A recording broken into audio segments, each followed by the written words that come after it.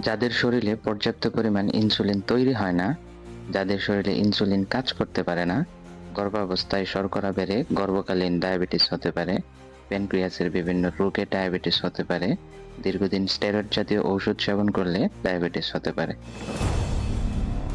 পারিবারিক হিস্ট্রি থাকা, যেমন বাবা-মায়ের ডায়াবেটিস থাকা, শারীরিক নিষ্ক্রিয়তা, অতিরিক্ত ওজন, অস্বাস্থ্যকর খাদ্যাভ্যাস যেমন চিনি জাতীয় এবং ফাস্টফুড জাতীয় খাদ্য বেশি খাওয়া, ধূমপান ও অ্যালকোহল সেবন করা। আপনার মধ্যে এই উপসর্গগুলো আছে কিনা লক্ষ্য করুন। বারবার প্রস্রাব হওয়া, বারবার ক্ষুধা লাগা, বারবার পানির পিপাসা পাওয়া, ওজন কমে যাওয়া, ক্ষত বা কাটা ধীরে শুকানো এবং বারবার ইনফেকশন হওয়া।